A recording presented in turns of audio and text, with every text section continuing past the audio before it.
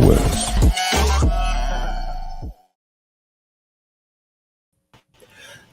Welcome in, Bears fans, to this episode of Bear Bones. I am joined by Khari Thompson. Khari, how you doing?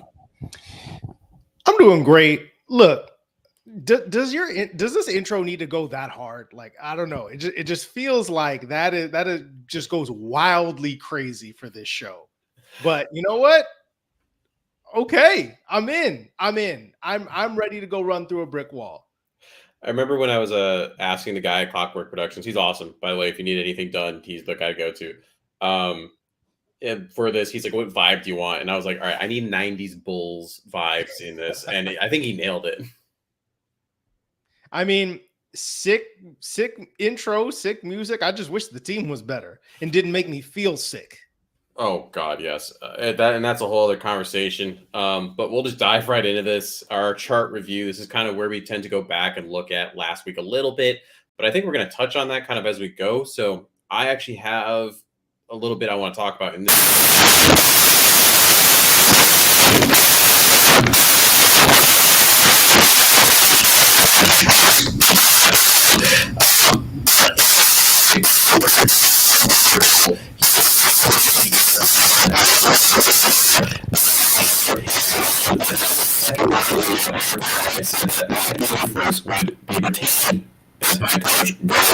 Next year. I'm just letting you know, I heard some crazy background noise, and I didn't hear like a word. I don't know. That's a little bit better. Could you repeat the question, Your Honor? How's that? Is that better? Yes. Well, now I can't hear. This thing hates me. Like, seriously, every time with this. Well, I can hear you. So I don't know if you can hear me. Great. It's better now. I hate my mic. Basically, long story short, because I don't want to say all that again, Adam John said that in his bold prediction article that Matt Eberflus would be retained as head coach. What do you think on that? God, I wish I hadn't even heard that now. Can we just do the next question? No, I need to hear what you think on that. It's horrible. And unfortunately, if it's coming from Johns, that means that he's probably getting it from somebody relatively close to the source within the organization. And that's terrible.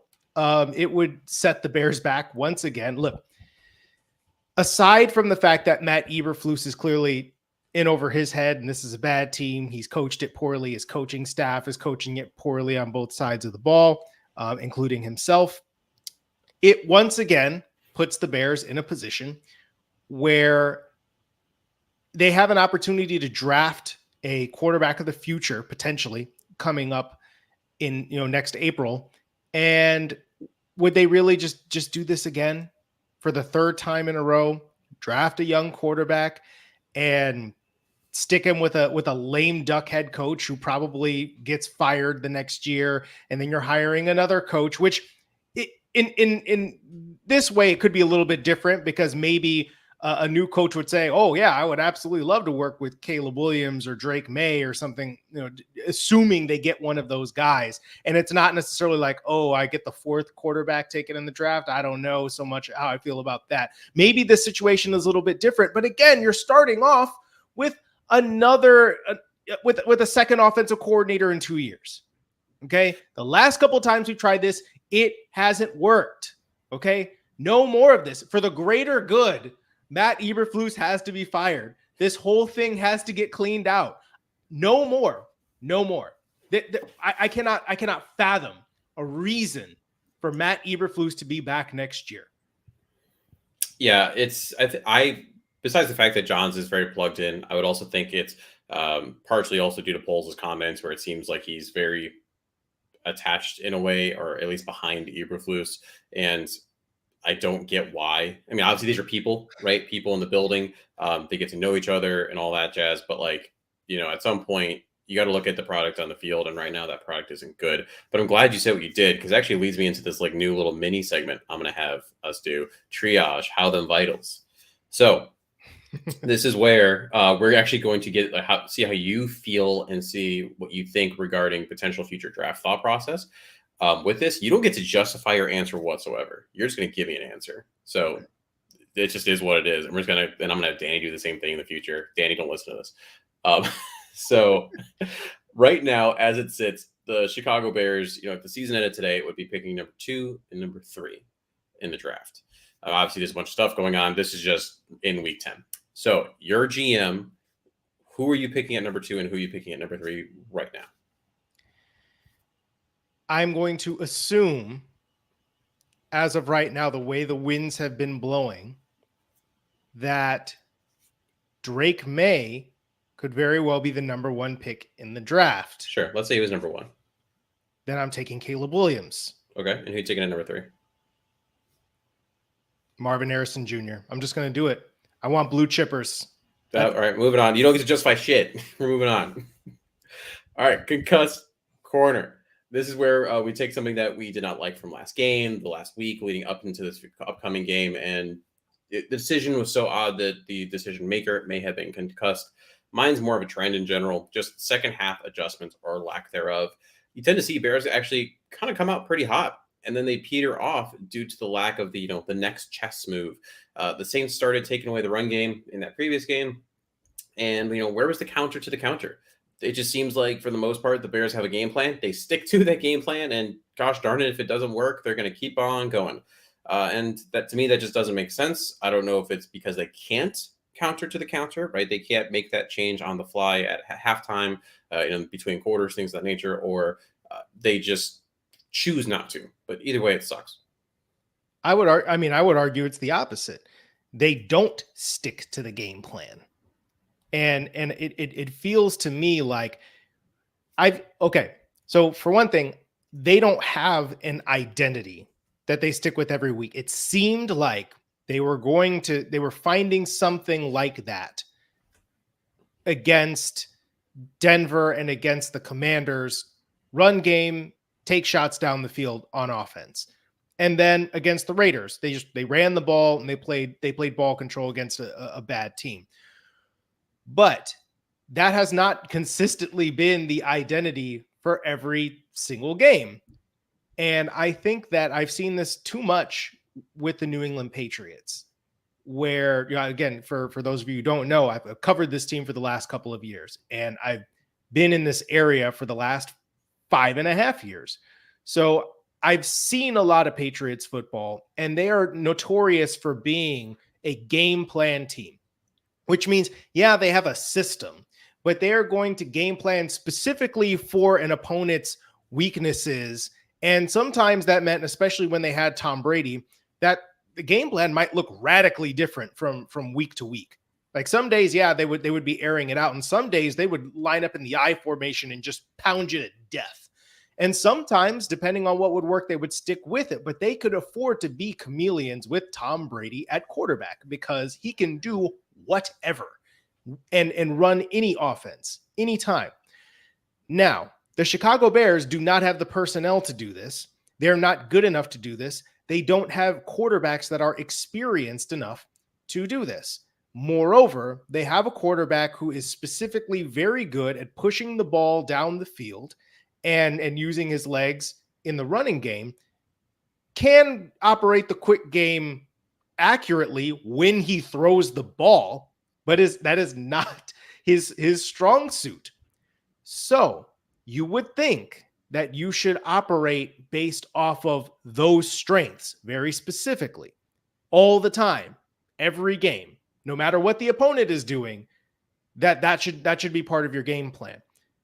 With Tyson Bagent in the game, you would think, okay, here's a guy who struggles to push the ball down the field, everything quick all the time, get the ball out of his hands into his playmakers, don't ask him to do much, run the ball a lot. Doesn't matter if we're up, doesn't matter if we're down by a touchdown or 2 touchdowns, run the football. Okay? Make it easier on the kid.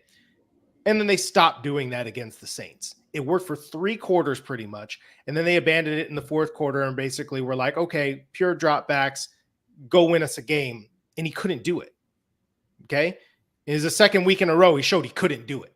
And that's not even a knock on Tyson Bagent No, of to course an not. egregious degree. This No. is his third start. That was his third start last week. It's an undrafted free agent rookie. Okay. You shouldn't be expecting him to go win you a football game by himself. Okay. You should be supporting him as much as possible, but they don't do that because the moment an opponent adjusts to them, they wet their pants.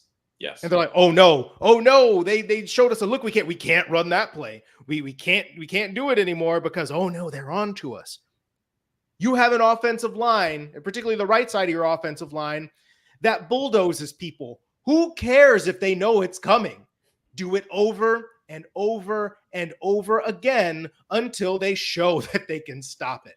And for whatever reason, Luke Getsy just can't do it. He can't do it. And it's odd because sometimes people look at a running back averaging, let's say 4 yards per carry, 4.2 yards per carry, what have you, almost as a not like a bad thing. And it's like, all right, great, run that 3 times, you have a first down, right? Those are good numbers. Like just because he gets stuffed on first down and he gets a 1 yard gain because it's a 2-year gain, that doesn't mean it's bad what you did. It just means that all right, they won that rep. There's multiple reps in the game. Let's keep moving forward. What was your concussed corner? My concussed corner is very much the idea that this is almost more of a general thing. In the fourth quarter, the Chicago Bears cannot pass the football because they, especially once they get down, even if it's down by a score, they abandon all pretense of doing what gets them to the dance, which is running the football. And they try to force their quarterbacks repeatedly to be Drew Brees or Tom Brady or Joe Burrow or what have you. Yeah, we're going to march down the field completely on your arm with no other help and disregard the strengths and weaknesses of said quarterbacks.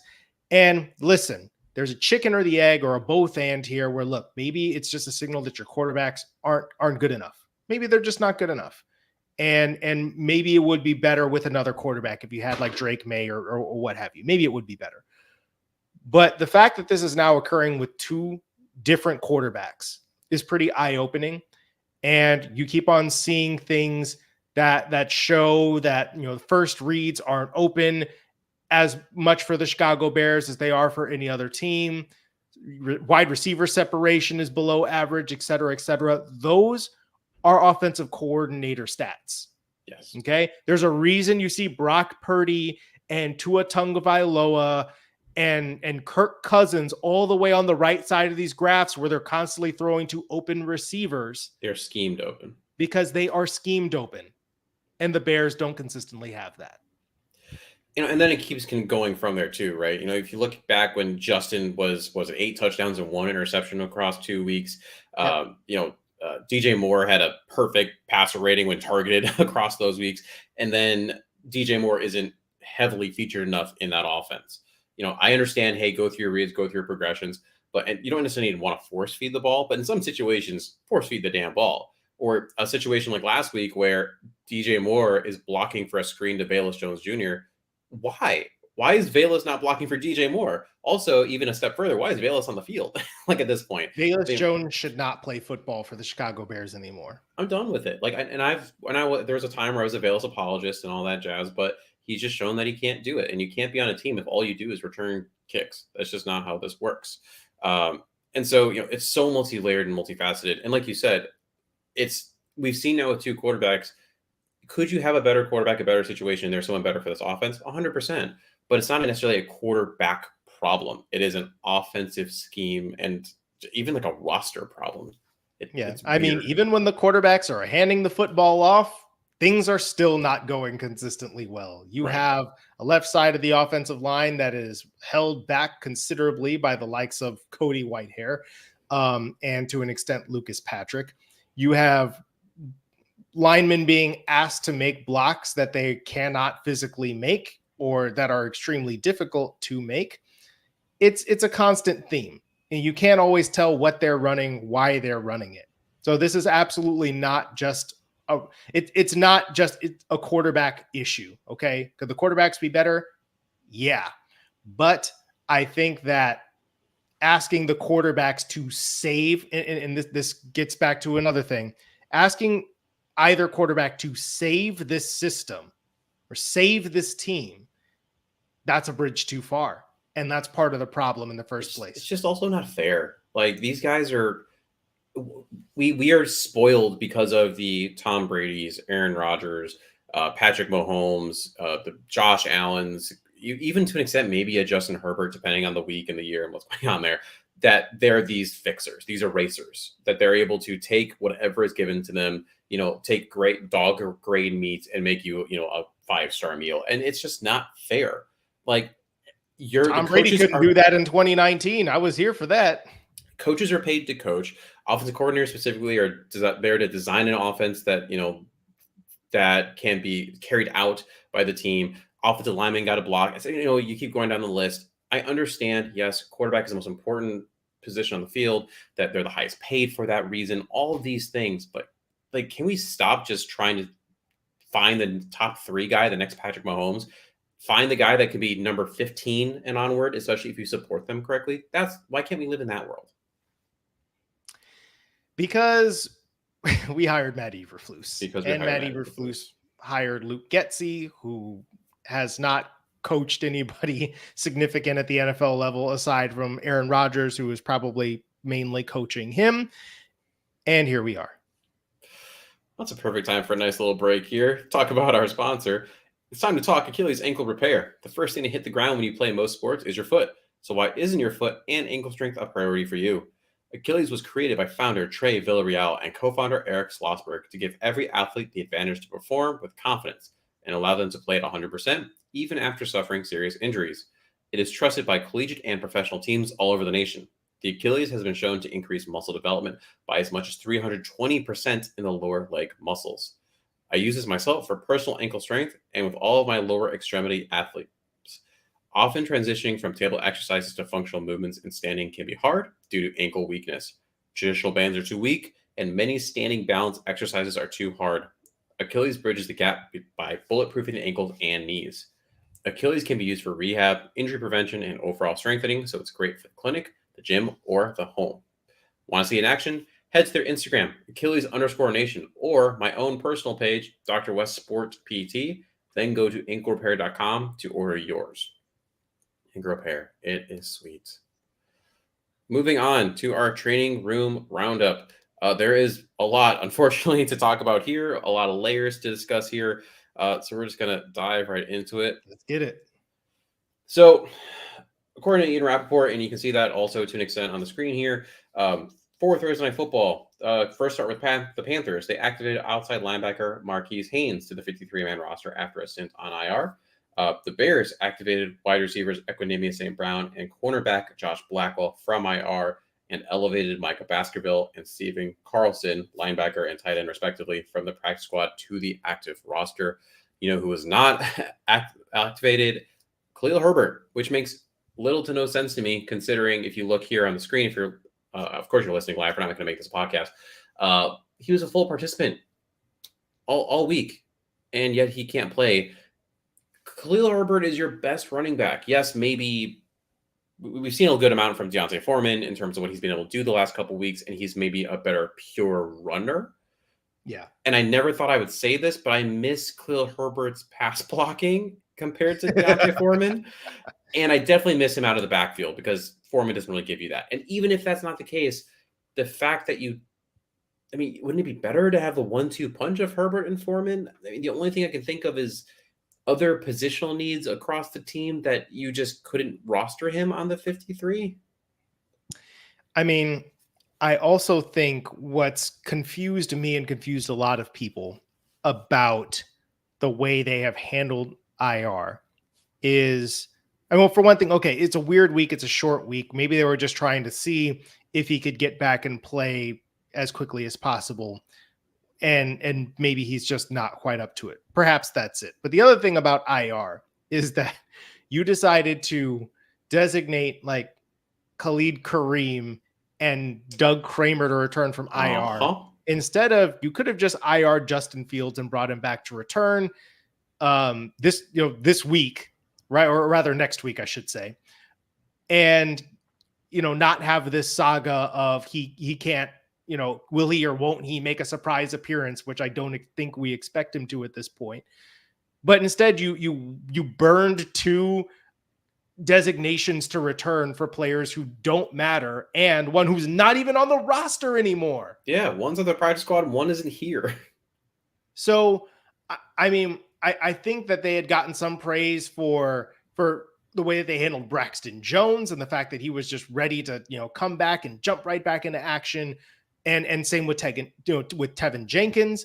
But that's definitely puzzling. And I mean, again, I think that, especially knowing that this was going to be a short week, why bring anybody back and try to rush them back for this game unless they were ready to play? Like, for example, Tevin Jenkins was ready to play. And yeah, they platooned him to get his legs under him and all that good stuff in that Commanders game. But if Khalil Herbert wasn't going to be ready to go and you had any doubts about that, there was no point in doing what they did. And I will say, yes, this week was weird because, some of the injury report isn't fully true. Like, it's estimated what they would have done that day, or Monday and Tuesday. Yeah. Monday and Tuesday. And yes, technically it was full, but like their version of full, like it wasn't a full legit practice. They're not padded or not going through a bunch of stuff, right? I mean, because it's a short week. So, I mean, most of the practices are chill anyways, because as long as you are participating fully, you are full. So maybe he was technically, Khalil Herbert, that is, was technically full, but really wasn't game ready. But like you said, with these designations, the Bears are out. They can no longer return people from IR. So if something happens from this point on, this is your squad in terms of, in terms of injuries. The other thing, Tarek Stevenson today was downgraded to questionable, even though it says here, I mean, he's got a dash, but he was full the entire week. Kind of that same rant I just kind of did. How full really does that mean? This whole thing is odd. And then you weren't here last week for this, but I went on a little tirade regarding Justin Fields and the crap, if I want to put it bluntly, that's going on there. He could have played last week against the Saints. He could have absolutely played this week. I know Justin wants to play, so it's not him saying that he doesn't want to be out there. There's some shady stuff going on. There's something weird going on here with Justin Fields and this whole setup and his thumb. I mean, is he 100% healthy? No. Physiologically, he is not. There is damage still there. It just is what it is. However, can he play? Does he have the grip strength for it? Does he have the velocity? Absolutely. Yeah. And I think there I can understand not playing him this week on a short week and not having the run up, because again, you basically only have one practice and it's more of a walkthrough than anything. It's a limited game plan. I understand. We've talked about this offline, the fact that, would you rather have him come in and get some rhythm against the Panthers because they're bad? Yeah, sure. You would rather have that. But it hasn't been a lot of practice time. And then if he comes back and looks bad against the Panthers, then you've got more questions, right? So I understand not rushing him back this week if you don't have to, especially because you could argue the Panthers are terrible. We can beat them with Tyson Bagent. We beat the Raiders with Tyson Bagent. I want as many Justin Fields snaps as possible because while I have a foot more out the door on Justin than I did obviously like 5 weeks ago, I still just want as much data as I can from the man. Like that's, of course we do. Yeah. And I think most people do. And I hear what you're saying for sure. Like, you don't want him coming out there and looking rusty, but I'd rather him come out and look rusty against the Panthers and still pull off a win than come out against the Lions and still probably have a degree of rust because you still haven't played any real games, and now you're playing a much better team. Yeah, of course. At the same time, I mean, I could at least understand not having him play this week. What I don't understand is not just straight up saying he's not playing, he's out. Yeah. Okay. Yeah. It was a limited participation, not enough for us. He's out. He's not playing. Don't put doubtful. Don't act like he could do something at the 11th hour potentially to play when we know he's probably not going to play, right? We're seeing tweets come out that Justin Fields hasn't come out for warmups. It's just been Tyson Bagent so far. He's not. So Justin Fields isn't going to play. But just why even give that fodder for thought? You know what I mean? I feel like his situation has just been really mismanaged. I don't like it. 100%. I mean, the best case I can say there is they're trying to play 3D chess when all you need to do is play regular chess in terms of like the It's the Panthers Panthers. preparing. And it's like, what are you doing though? It's the Panthers. Go beat them. You should be able to beat them with Tyson Bagent. Oh yeah, we're gonna go ahead and we're gonna make them prepare for the possibility of Justin Fields. Just run the ball down their throats, man. Exactly. You don't have to play these games, but the fact that you think you have to play these games signals how bad you are. A couple other players are important to highlight here. Khari Blasingame, different Kyrie, of course, is out with that concussion. I think you saw in that Saints game once he left, there was a bit of a difference in that run game, just not having that fullback. So do they get away from having, that fullback look? Do you throw Scott back in there as your fullback? I don't know why the hell they did that. Made no sense to have him there. Or do you have a tight end that you're confident can play that fullback position? Very important for a run heavy team. Jaquan Brisker being back after that concussion, that's huge. And of course, you're still missing Nate Davis, and Tremaine Edmonds is out officially as well. And I think what you saw last week was the Bears try to use Robert Tonyan in that H-back sort of fullback role. And he wasn't that good at it, if we're going to be completely honest. So it's going to be interesting to see what they end up doing. Do you just go single back? Do you try to use Tonyan or Cole Kmet again?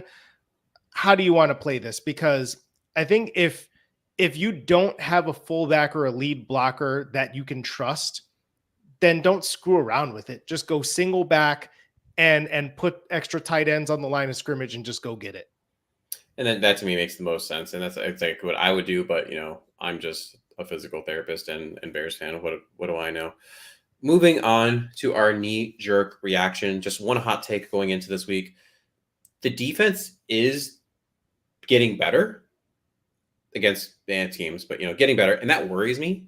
Connecting back to what we started the show with, where do they get good enough that saves Eberflus's job, especially if Justin Fields does come back and looks solid and gets some wins? I'm concerned. I'm not, because I think the defense hasn't been good against actually good teams and good quarterbacks, which means that Jared Goff is probably about to do some things to them. I will say that there are not as many good quarterbacks at the back end of the schedule as you would like to test that hypothesis with. That up. I will say that I think the only scenario in which Matt Eberflus still has a job that I would feel not as horrible about, but still wouldn't feel good about, is if Justin Fields drags them into the back end of the playoffs, which again, don't think we can really count on that given what we've seen so far. But I would say that, to me, I'm not even sure I care what we're hearing right now. I think that the end result of this season is Matt Eberflus got to go. And I think for me, so that one line you said in there about the remaining schedule, right? And the quarterbacks you're playing, Goff is probably the best quarterback you're playing left on the schedule. I mean, depends on how you look at Kyler Murray and what he's going to be like coming off that ACL.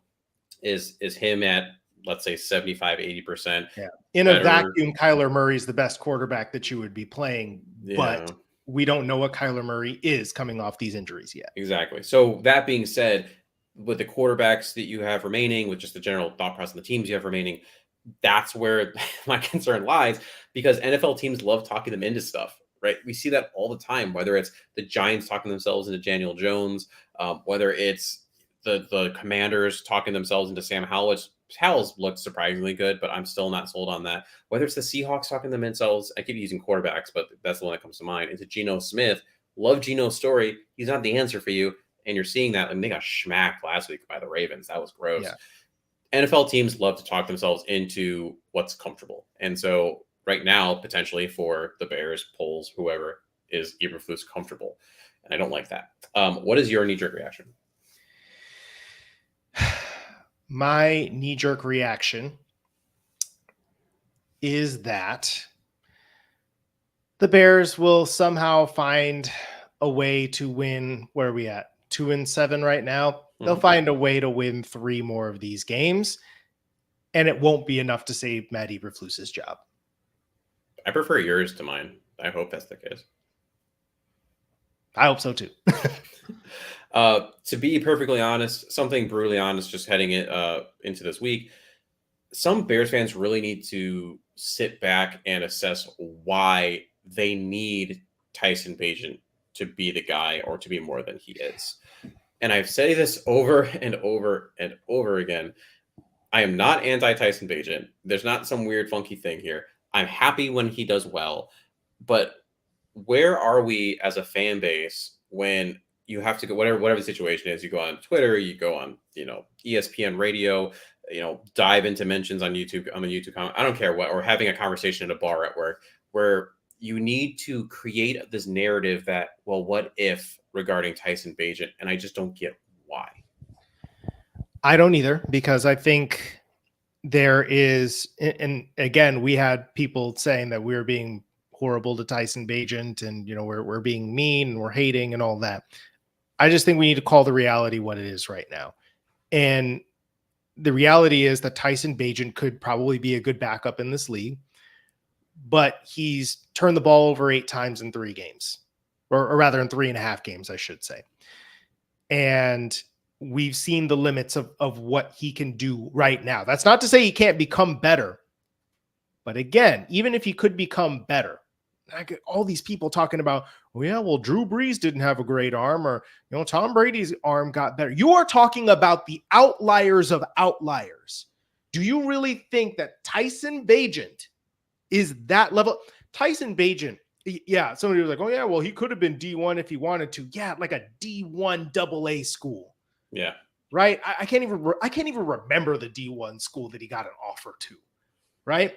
He was in D2, for whatever by his choice or what have you, but he was in D2 for a reason. He went undrafted for a reason. Drew Brees was a star at Purdue. He was a freaking star. Okay. The dude was a 1st round pick. Okay. Tom Brady, yeah, 6th round pick. I get it. But he played at Michigan. Okay, he was an experienced, good player at a top flight Big Ten school. Neither one of those guys should be compared anywhere remotely near Tyson Bagent. I don't want to hear that. Okay, you need to ask yourself what, like you said, you need to ask yourself why you need to justify that as an explanation. Okay, and if I'm going to be completely brutally honest here. If you really want Tyson Bagent to be better than Justin Fields, then you deserve not to have good quarterbacks. Yeah, you got an agenda going on at that rate. Keep it completely real. You deserve to never see a good quarterback play, because you should want talent. You should want an elite freaking player to be your quarterback. And not just a good story or somebody who's scrappy and spunky or whatever. The reason they call those guys scrappy and spunky and whatever is because they're not that good. Okay. And you need to find a reason to get behind them because they're the underdog, the everyman, whatever. Okay. No, you should want Justin Fields to be really good because he's got the tools to be elite.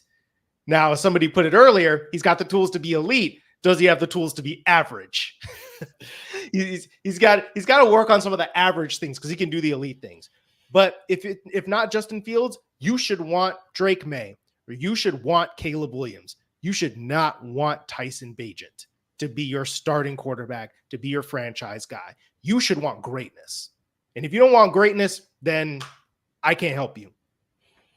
Yeah, we've very heavily seen the limitations. Again, undrafted free agent, yada yada, rookie. I get it.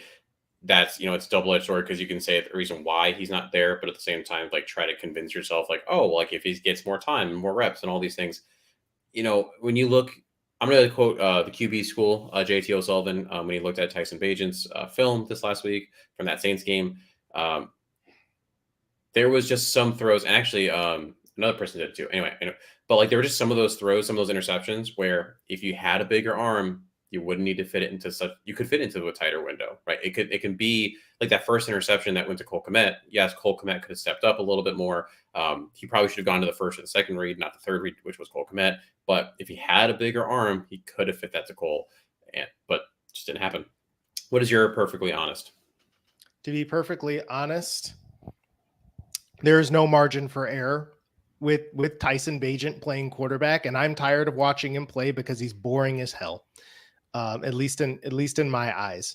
That's probably a little bit unfair I like his because hey, scramble. he can scramble a little bit. You know, he's got that sort of Uncle Rico quality to him where he just like kind of flings it and gets it out of his hands. But you know that when the chips are down, he doesn't have it. You know, and it's not his fault. It's just you know, this is what he is as a player right now. Okay, with Justin Fields, you could say honestly that hey, what's up, Quentin, our guy. I mean, you could say the same ish thing about Justin Fields in that when it's the fourth quarter and you're wondering, can he pass the ball to bring you back? The numbers haven't been there. So you can say that too.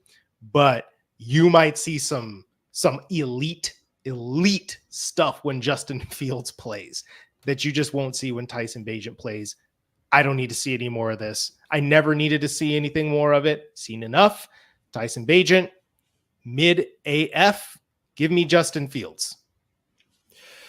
If I wanted a quarterback that could just, you know, just go down the line and carry out exactly like in theory what the game plan is, Tyson Bagent isn't a bad choice for that, right? He can go first read, second read, third read, dump. But that's not ultimately how you win games, right? If your game plan is best run by Tyson Bagent, your game plan sucks. Your game plan sucks. And not just that, game plan, you know, the defense gets paid too. So they're going to try to push you out of your game plan. So what happens when, you know, things go awry? And while Bagent's been able to show some ability to do that, like that scramble that he did have when DJ Moore and Darnell Mooney collided, which, come on, that's also like, yes, that's on the players don't collide, but like, why are routes doing that? Like, why are you setting it up in that way? But anyway, then that's a problem. Will ain't this humorous? So mine, I looked at Jack Sanborn production versus Tremaine Edmonds. So for Jack Sanborn, I just looked at this last week 9. He had 10 combined tackles, 8 solo tackles, and 1 tackle for loss. Tremaine Edmonds averages. He was averaging 9 combined. I did include his 1 tackle game where he got hurt, but I did include his 15 tackle aberration in week 2. But whatever. Usually you throw out the top and the bottom. I just kept that in there.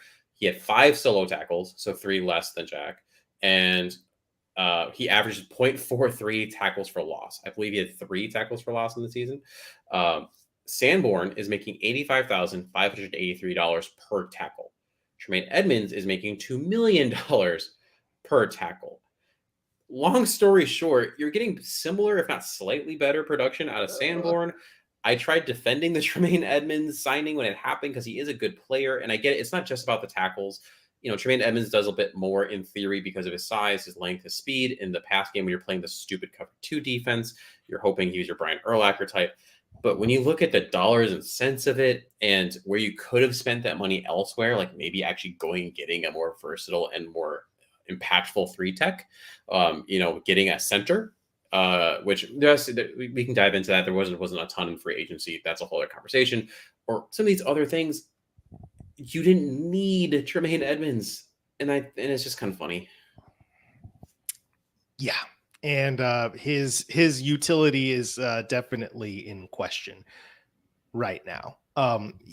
It's been difficult. I mean, TJ Edwards has looked like a pretty good signing. Yeah, he has been infinitely more impactful than Edmonds has. And you know what? Maybe it's because the Bears went into the season deciding that they didn't need a particularly elite interior defensive line.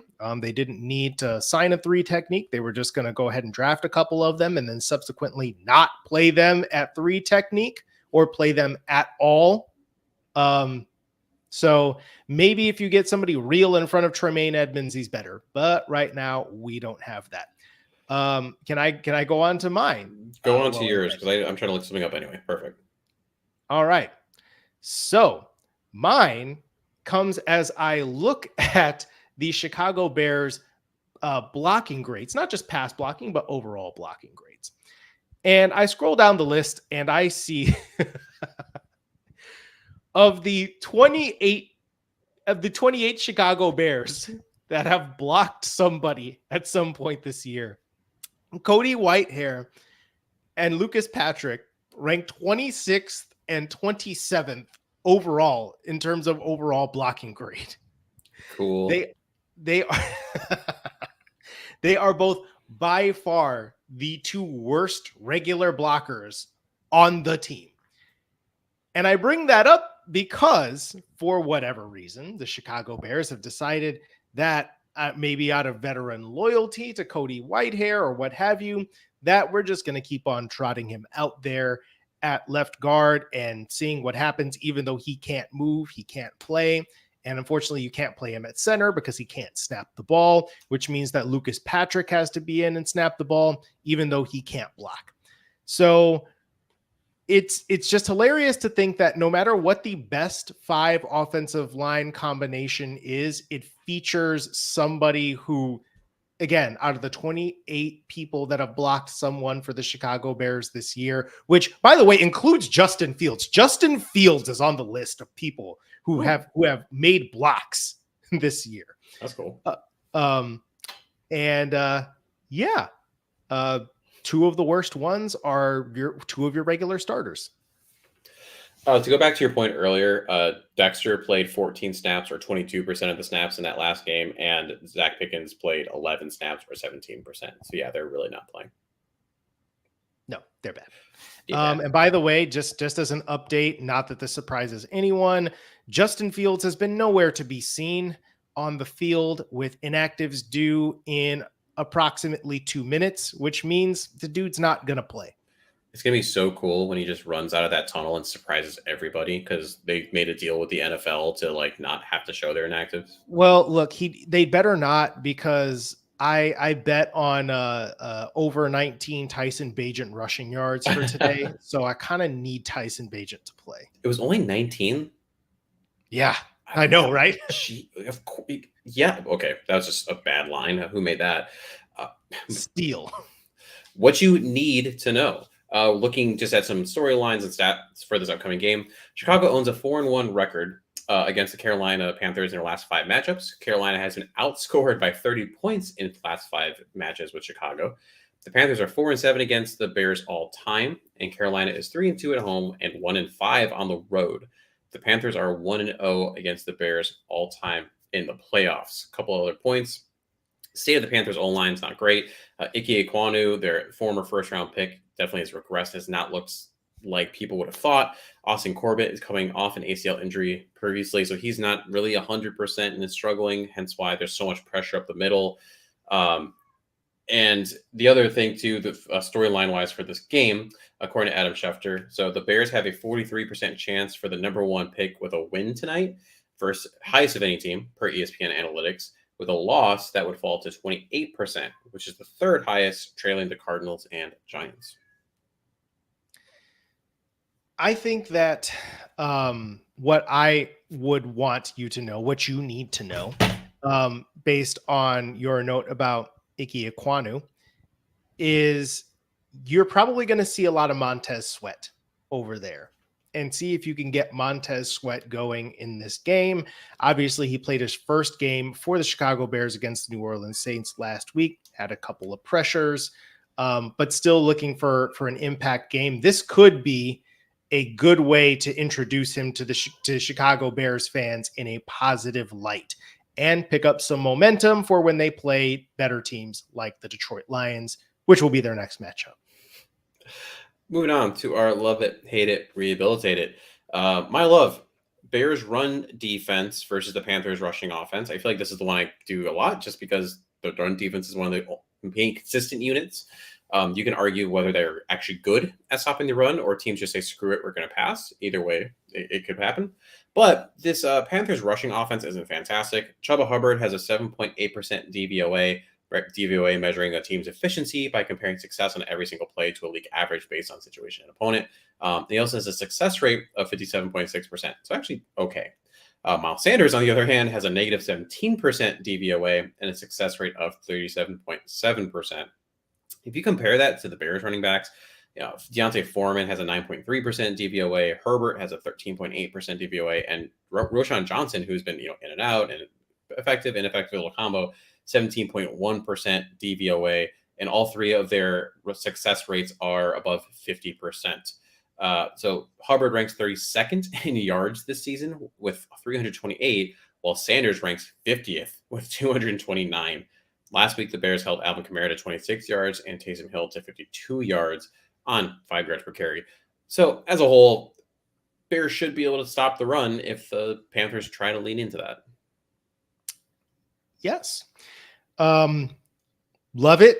The Chicago Bears odds of running the football very well. Also, let's not forget, this is a revenge game, I believe, of sorts for Deontay Foreman against the Carolina Panthers. So I would expect that to go pretty well for him. Hate it. Revenge game. Gotta love it. Hate it. DJ Moore's targets the last couple of weeks and catches. Okay. So 6 targets last week, six targets 2 weeks ago against the Chargers, 5 targets against the New Orleans Saints, 4 catches against the Chargers, 3 catches against the Saints. That dog ain't go hunt. Okay. That's quick, the lowest. Bayless Jones and Justin Fields are both inactive. Yes. We just got that news coming through. Thank God. No more Bayless Jones. Now you just need to just cut it. Okay, at this point, there's no reason not to do that. But anyway, with DJ Moore, that is the lowest number of catches he's had and targets since weeks 2 and 3. So how about we go ahead and rehabilitate that? So I'll go ahead and sneak that one in there as well, actually. And you know what? Rehabilitate it. Let's do this. Let us get our guy Gervin Dexter on the field a lot more today, especially since you mentioned Austin Corbett and that interior defensive line looked pretty bad. So get him a confidence booster, let him push the pocket the way that he did in his best game of the season against the Washington Commanders, and let's have a night. Love it. What I hate is pretty much Luke Getsy versus the world. Even with Justin Fields day to day, with the whole stupid doubtful thing and some injury, it doesn't sound like the Bears believe they'll have drastically alter what they call regardless of who's at quarterback. Luke Getsy said it's not going to feel like it's a different game plan by any means if we go one direction or the other. Nick Moriano, go follow him at Nicholas Moriano. He actually asked Andrew Janocko why the offensive game plan stays the same. And Janocko's response was, a lot of it is when we're designing a pass game, we're designed to get our playmakers the ball, whether it be we're trying to get the ball to DJ, which clearly they're not, as Khari just illustrated, and Cole and Darnell, and get the ball to the backs. I don't think that changes much. Are there some nuances, plays we'd rather call with Justin? Yeah. Are there some plays we'd rather call with Tyson? Yeah. I don't think you design a game plan completely different. Again, at the end of the day, when you're designing a pass play, you're trying to get it to your guys the ball. But it matters. How you're getting the guys the ball with these different quarterbacks matter. We just talked about how Justin, big arm, big game hunter, really accurate downfield, and has to trust what he sees or of that nature, versus Bajan is more of just a quick get the ball out. You're going to do things very differently to get the ball to DJ Moore in those two scenarios. You're going to do things very differently to get the ball to Darnell Mooney in those scenarios. Cole Kmet, right, didn't have a catch in Tyson Bajan's first start, if I recall correctly. So it's just mind-numbing to me to have this conversation. I guess he's terrible. My rehabilitate, get the ball downfield. According to Next Gen Stats, Tyson Bagent ranks last in average completed air yards, the average air yards a passer throws on completions, with 3.9, and average intended air yards with 6. So the average air yards a passer throws on all attempts. So he's just not even trying, and the ones that get completed are also short. 3.9. That's what he's completing. That's bad. That's not starter material, everybody. And there's a part of me that's like, oh yeah, let's rehabilitate it, get the ball downfield. Do we want to see Tyson Bagent try to throw the ball down the field? Now, maybe if you're going against the Carolina Panthers, maybe you go ahead and experiment with that. But there's also a part of me that doesn't know if we really want to see what the results of that are. But Khari, he had that one throw to Darnell Mooney on the first play of the game. That should have been a touchdown. I mean, it's true. It should have been a touchdown, and it was a good ball. But I think what people, I think where people get it twisted sometimes with the down the field throws is he knew he was throwing that ball. He knew if he got one-on-one, he was going to let it go. Any starting quarterback, even probably like Nathan Peterman, if you told him like, yo, if you get one-on-one, you're just chucking it. That's your first read. Throw the ball. Throw it up, let Darnell run under it. They can do that. They can all pretty much do that. If you're asking Tyson Bagent to go through progression, and then see a guy late and then throw it deep, we don't want that. Totally different conversation. Some X factors. I'll just do this first. X factor for the Panthers. Can anyone besides Adam Thielen catch for the Panthers? Per PFF grades, these are the grades for these players. Jonathan Mingo, 57.0. Amir Smith-Marset, former Bear, 44.8. DJ Bears Chark, legend. Bears legend. DJ Chark, 56.0. Laviska Shenault, 67.9. Terrence Marshall, 59.3. Tight ends, not much better. Hayden Hurst, 46.8. Ian Thomas, 57.8. Steven Sullivan, 69.1. That's all terrible. Finally, Thielen, he has an 81.3. If Adam Thielen got hurt this game, decided to take a vacation, that would basically this team would not be able to move the ball. Someone has to step up for the Panthers in the pass catching game, and I don't think that's starting tonight. So, so what do you retrotract for the Panthers? Yeah, I would think that it's probably going to be. Yeah, I mean, we know Adam Thielen's probably going to be the preferred target. I would go with somebody like a Jonathan Mingo, somebody who's athletic, who can sort of take the top off of defense and kind of like maybe this is a game where it's like, hey, you run into a big player too. Because I can't say Chuba Hubbard because most likely they're not going to run the ball particularly well. Now, maybe if you talk about Chuba Hubbard catching the ball out of the backfield, then maybe we've got an argument there. Why don't you roll into your X factor for the Bears? X factor for the Chicago Bears. I'm going to rock with Cole Kmet because I think that when teams decide they want to take away DJ Moore, which they should, and I bet they're going to try to do it this week and make sure that DJ Moore doesn't beat them in, again, revenge game. Let's go. I think that, yes, exactly. I think that Cole Kmet could very well be the guy. Again, 2 touchdowns last week after you mentioned not getting too much burn in Tyson Bagent's first start. I think he's starting to trust Cole Kmet a little bit more, and I think you're going to get a Cole Kmet touchdown today. I hope so. My fantasy team would love that. My X factor for the Bears is don't shoot yourself in the foot. A lot of self-inflicted wounds. For example, Bagent's first interception on a 2nd and 15, he passed to Darrington Evans for 17 yards. Awesome, right? Then Darrington Evans rushed to the right for 6 yards. Offensive holding by Darnell Wright. And then 2 plays later, Tyson throws a pick. 5 total turnovers in that game. DJ Moore fumbled, Bagent fumbled, 3 Bagent interceptions. And, I didn't mention all of the holds and penalties. I think there was 8 penalties called on the Bears last game, if I recall correctly. Sounds about right.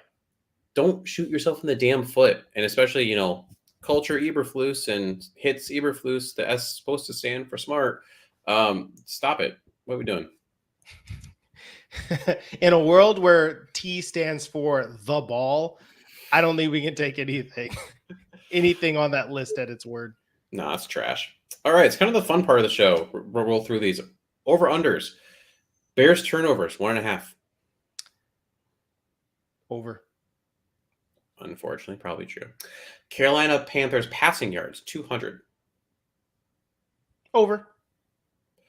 Bears penalties, 6. Under. Adam Thielen receptions, 6. Over. Bryce Young interceptions, 0.5. Over. Mentions of Bagent's dad, 1.5.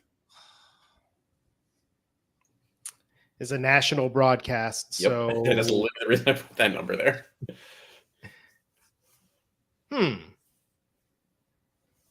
You know what? Under. Ooh. Okay. I'm gonna get frisky because you know what? We already had a national broadcast. He's been here for a minute. Maybe we'll chill on that. Yeah, I heard Travis might be the next head coach if Eberflus gets fired. Montez Sweat sacks, 1.5. Under. 0.5 seemed too easy. It's like, yeah, sure, over. He'll get a sack. So, Eberflus challenges 1.5. Under. All right, game predictions. First one, Panthers at Bears tonight. Duh, obviously. Bears are favored by 4 points. Probably the last time they'll be favored this year. Yeah, I would think so. Yeah, give me the Bears on that. Saints at Vikings. Saints favored by 2.5. I'll take the Saints. You're not rolling with Dobbs? Nah, defense is really good, and we've seen Dobbs play some rough football against better defenses. Falcons at Cardinals. Falcons favored by 1.5. I threw this one on there because we need the Cardinals to start winning some games. Interesting. said Falcons at 1.5. Mhm. Falcons. Even with Kyler Murray coming back. Because I feel like I can't give the Kyler Murray boost just yet. I don't know what he's going to look like. Got to see a little something here. Packers at Steelers. Steelers favored by 3. Steelers. And Giants at Cowboys. Cowboys favored by 16. Play with that line. I mean, I'll take the Cowboys in the game, but actually I'll take the under on the points because I feel like it'll just become a football running fest at some point. It's a lot of points. That's hard to pick that. Yeah. The Athletic has the Giants projected to win 3.7 games, putting them at first, so most likely to get the first overall pick, while the Panthers and Bears sit at 3.8 and 4.9 wins respectively, so second and fourth picks. So gotta at some point have the Giants steal some wins here. That'd be great. A Coccyx and Bull story. Our bold predictions. I'll just roll through my offense and defensive one. Offense connecting to previous over under. I think Montez Sweat gets 2 sacks. Like you said, going against Icky, I think it's there. I think he's gonna play more. He's gonna play more. I think he's against an offensive line that's not good. Bryce Young gets lost, to be honest, behind that line sometimes. Not a short joke, but kind of a short joke. And then I think Tyson Bagent throws for 2 touchdowns and rushes for 1. So 3 total touchdowns in this game. I think you're definitely getting, I think I'm looking at Deontay Foreman touchdowns. I think he's going to have a big game, over 60 rushing yards. I think that DJ Moore will have a solid game, but not get into the end zone. And then, I think we're going to see Cole Kmet get a touchdown as well, as I have mentioned. All right. Who's your offensive player of the game? Deontay Foreman. Mine was Tyson Bagent. I mean, if he has 3 scores, it's going to go that way. Defensive player of the game. Interesting. Let's say TJ Edwards. Okay. I'm going to go the other linebacker, Jack Sanborn. I think he's going to get like a pick. It's going to get tip off into his hands. He'll run it back for 6 points. Tipped by TJ Edwards. Yeah, TJ Edwards tips it. Jack Sanborn catches it. Runs it back for a touchdown. And lastly, King of the North or the MVP of this game. Interesting. MVP of the game. Screw it. Let's go with Cole Kmet. I don't know. I'm feeling a Kmet-y vibe about this game. Okay. I was gonna say Bagent just because again I think if he has those 3 scores, you kind of nod that way. But to try to go a little oppo, we'll go with DJ Moore, that revenge game. I know I would think they're gonna try to take him away, but I think you gotta imagine at some point they're like, let's just feed him the ball. At some point, maybe. But that's all we got. Oh, by the way, on FanDuel, Tyson Bagent, you can still get his rushing yard prop. It's at 22.5 now, but still pretty low, all things considered. That's it. Yeah, that's what I think I would take it. I mean, he's gonna get some scrambles in for sure. Yeah, I think I'm not like I'm live betting or anything right now. But anyway, that's all we got for this episode of Bare Bones. Anything you'd like to leave the folks with there, Khari? Go Bears. And as we talked about I brought up that stat earlier, a Bears win is most likely technically better here. So yes, let's root for the Bears and shove that Panthers pick as low as possible. Caleb Bull. I might be Team Drake May. I'm not sure yet. I need to look at the film. If it's the number 2 overall pick or something like that the Bears get, it's going to be Caleb Williams. If everybody starts jumping on the bandwagon of the Caleb May. Yeah. Or rather the Drake May, I should say. Caleb May. Just get both. Why not here? Yeah, exactly. Oh my God. A combination of the 2 of them. Is there a world that let's say you had picks 1 and 2, just for the sake of argument. And this would be dumb. And you took both Drake May and Caleb Williams and you just let them battle it out in training camp. What could you then trade one of them for? I mean, it would be diminished returns at that point. So you're not getting 3 first-round picks at that juncture.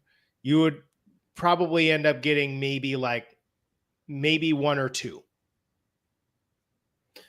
I had someone slip in my DMs and ask me that question, so I just thought it was like interesting. But yeah, I mean, like because a team they want to pick their guy, they want to have the entire offseason, preseason with them, yada yada yada. Like it wouldn't be good. Plus, you miss out on Marvin Harrison Jr. What are you doing? Yeah, no, we can't do that. All right, that's it. Bye.